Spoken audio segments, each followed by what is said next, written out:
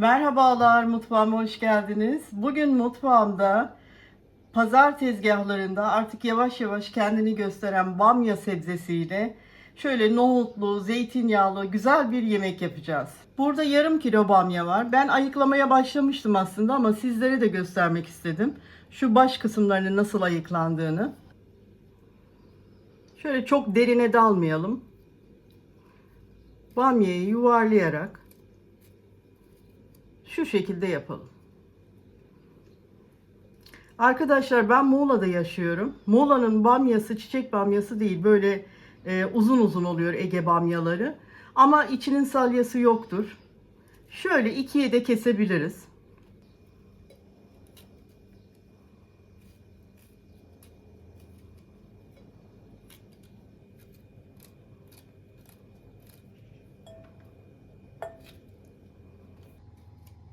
Yemeğimin diğer malzemeleri şöyle bir adet yeşil biberim var. Bir adet orta boy kuru soğanım var. Bir adet domatesim var ama oldukça büyük bir domates. 2 tane de doğrayabilirsiniz. Kabuklarını soydum. 4 diş de sarımsağım var.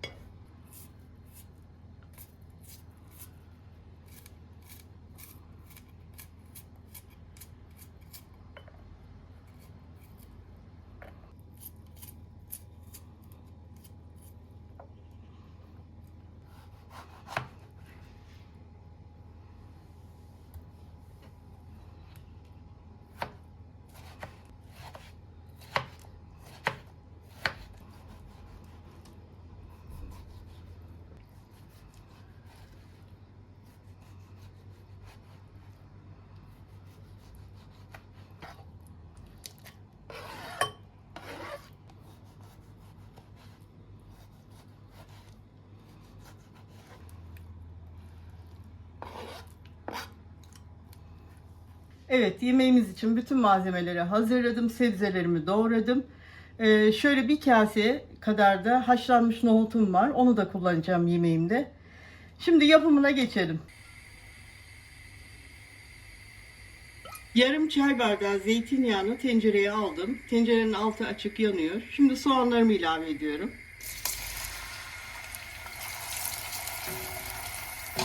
Soğanlarımız biraz sotelensin. Soğanlarımız 4-5 dakika sotelendi. Şimdi biberlerini ilave ediyorum.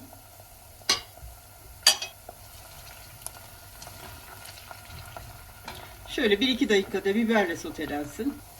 Şöyle bir tatlı kaşığı, tam böyle dolu değil arkadaşlar, domates salçası. Yine bir tatlı kaşığı da biber salçası.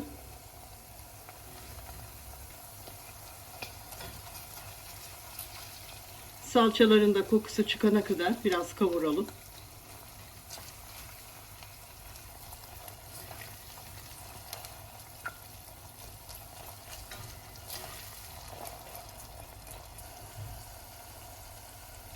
Karabiber ilave ettim. Kimyon.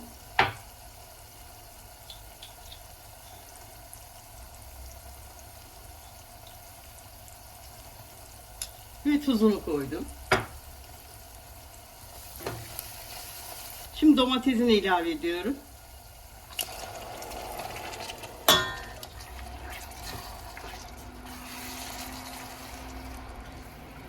Bu aşamada sarımsaklarını da koyuyorum.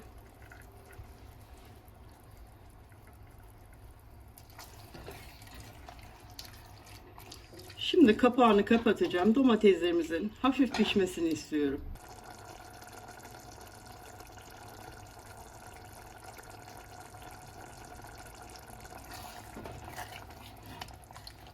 Bamyalarını ilave ediyorum.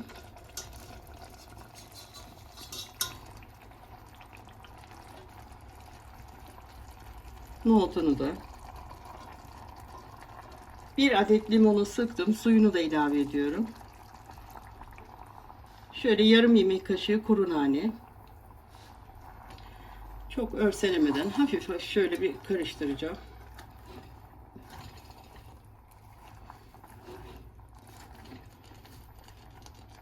Şimdi suyunu ilave ediyorum.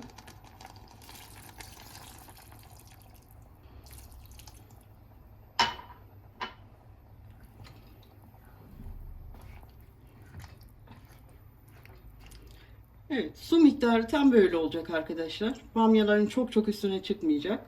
Şimdi kaynamaya bırakalım.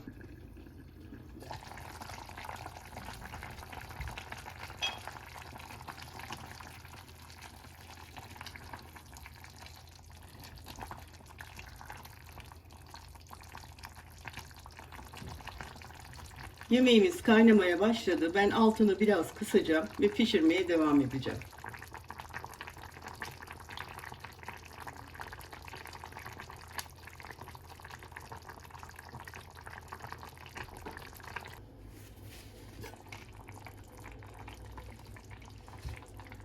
Evet, yemeğimiz kısık ateşte pişmeye devam ediyor. Çok karıştırmamaya dikkat edin.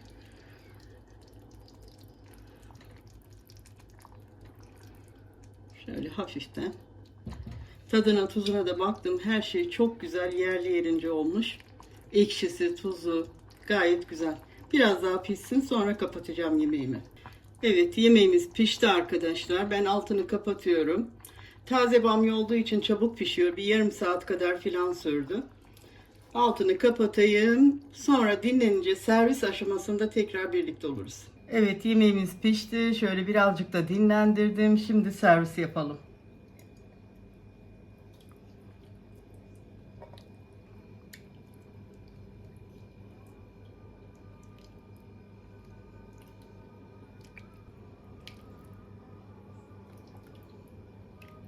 Evet, bamya yemeğimiz pişti. Servisini de yaptım. Misler gibi de oldu.